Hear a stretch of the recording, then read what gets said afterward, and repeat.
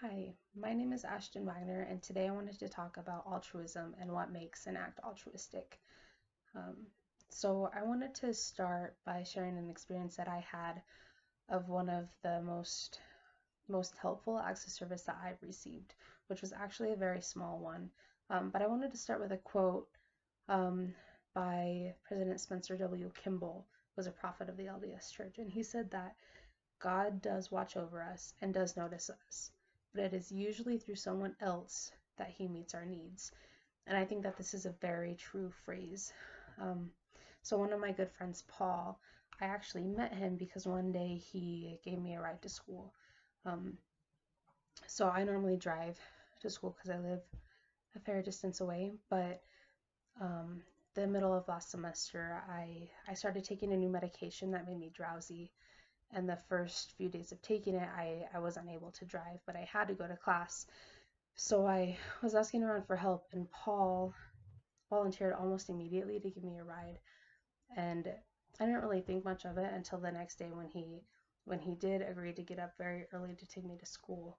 And I found out that he's a grad student and he's not even on campus or up that early, and he just like felt like giving me a ride, which was very helpful for me, and I was very grateful. And I think that Paul is a good example of what it means to be altruistic because he just gives service where he can.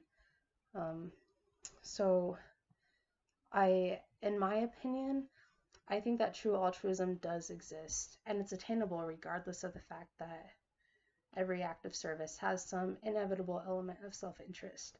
So I want to start off by talking about um, the definitions of altruism, and then I want to show why altruism can exist, even though most acts are selfish in one way or another. I also want to talk about um, the different perspectives, like the perspective of service from the giver and the receiver. And then um, I'm just going to give a few examples to kind of solidify what I was talking about. So the definition of altruism that I use is synonymous with charity. I believe that the basic essence of both charity and altruism is the same, the voluntary giving of help to those in need. The survey that I gave for this speech was about altruism, and for one of the questions, it was fill in the blank of giving a definition of what you thought altruism was.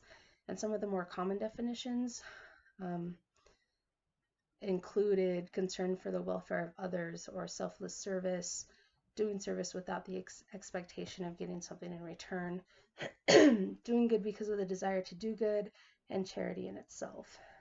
Um, and the majority of the responses that I received suggest that the service rendered must be selfless in order to count as true altruism.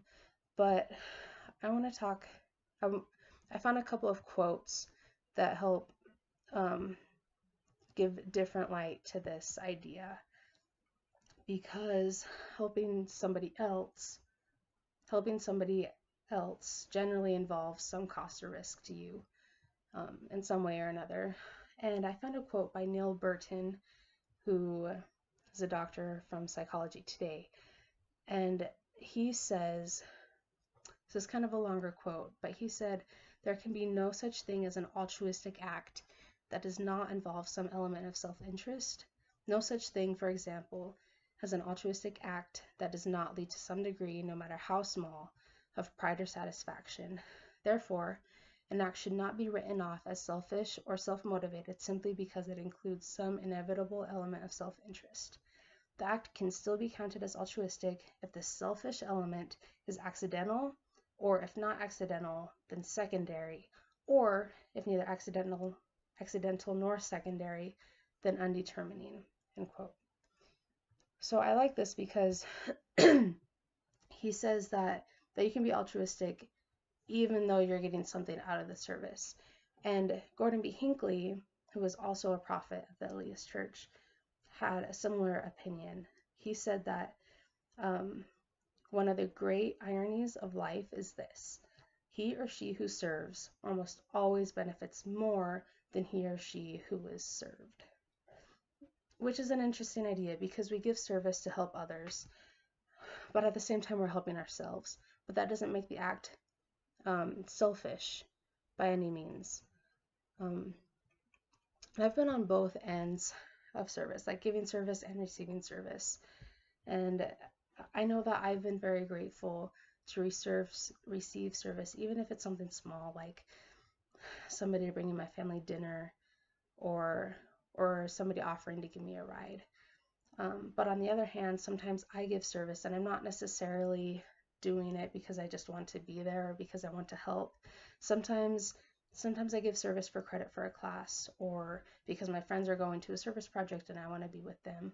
But whatever the reason is, I feel like the person receiving the service will be grateful no matter what your intention was. And I think that altruism can be seen from both perspectives. You don't necessarily have to be 100% selfless for the act to still be altruistic, because if you're voluntarily helping somebody because they need it, then that in itself is altruistic. So in conclusion, true altruism does exist, even though pure unselfishness doesn't. Just because there can't be an act that doesn't involve some element of self-interest, that's not necessarily the intention, and therefore the act can be altruistic.